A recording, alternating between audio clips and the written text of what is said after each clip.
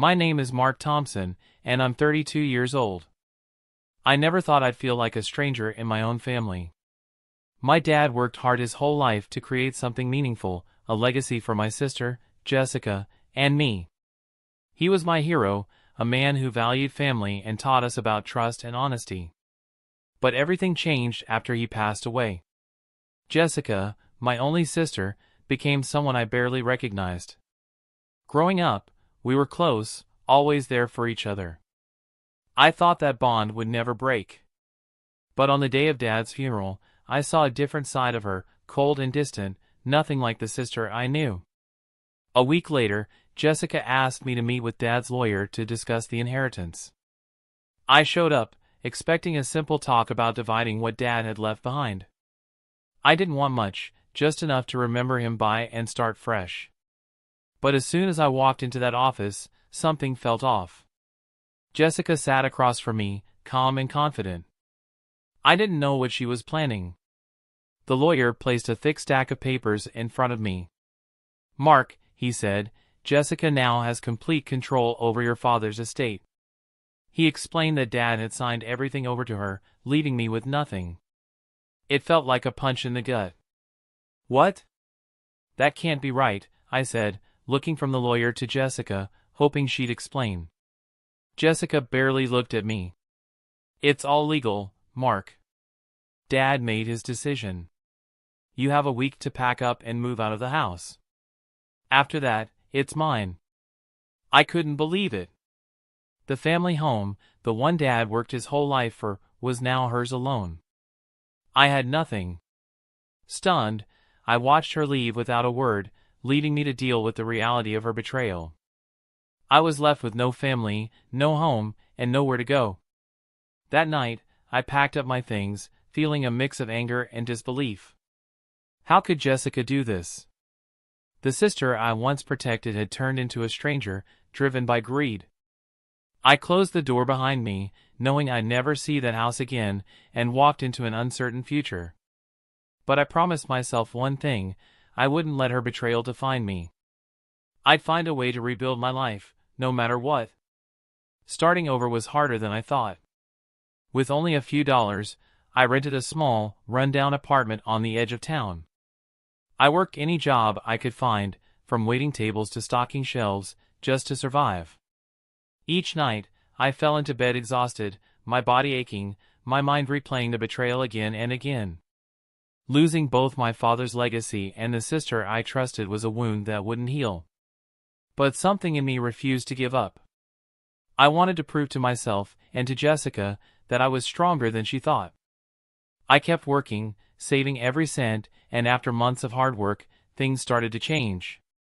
I landed a stable job at a mid-sized company. It wasn't fancy, but it was a fresh start, and for the first time in a while, I felt hopeful. That's when I met Sarah. She was the head of a large company, known for her sharp business skills and determination. We met at a work event, and we hit it off right away. Sarah was different from anyone I'd ever known, smart, caring, and ambitious.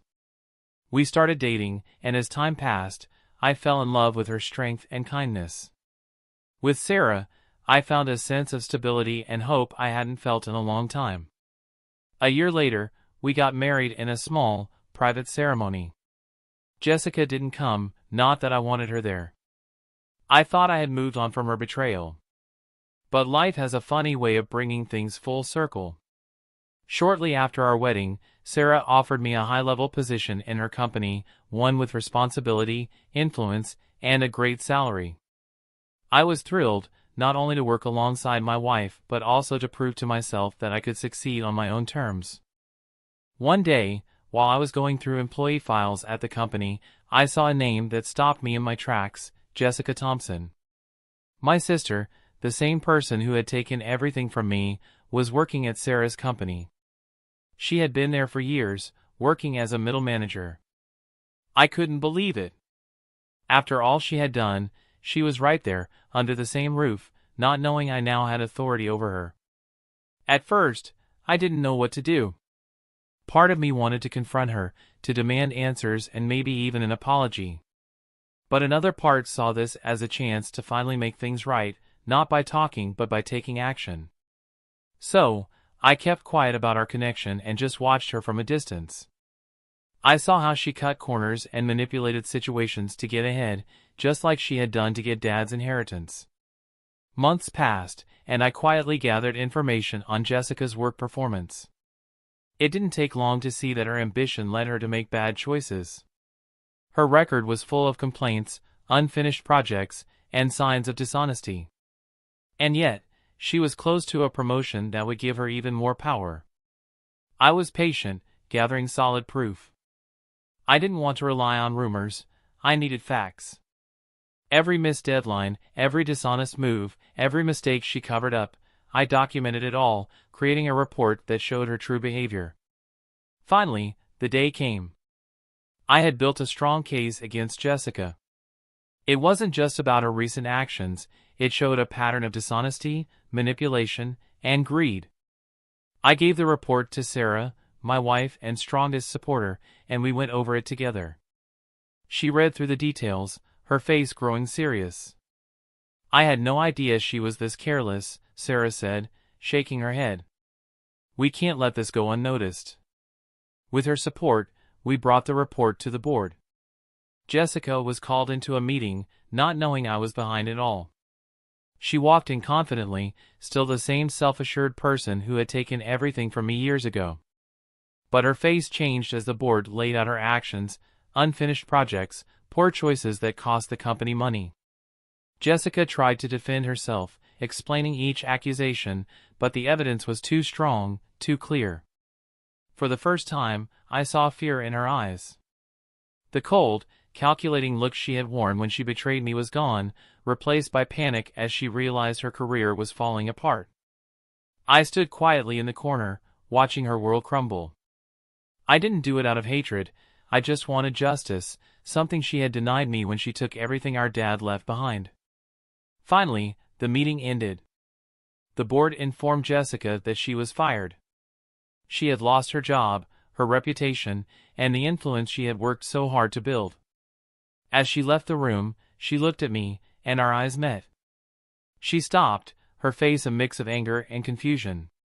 Did you do this, Mark?" she whispered, her voice shaky. I looked back, calm and steady. "I didn't do anything, Jessica. You did this to yourself. I just made sure people saw the truth." She stood there, shocked, as I turned and walked away, feeling a sense of closure I had waited so long for. I didn't look back, and I didn't need to. Jessica was left to face the results of her own actions, just like I had to face mine years ago. In the days that followed, life went on. Jessica's exit caused barely a ripple in the company. Sarah and I kept building our lives together, and for the first time, I felt free from the weight of my past. Jessica's betrayal no longer haunted me, it was just a chapter one had finally closed.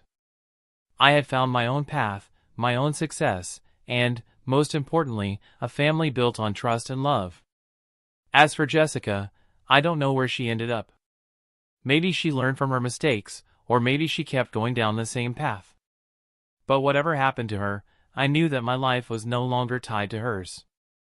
I had taken back control, found happiness, and finally left the pain of betrayal behind.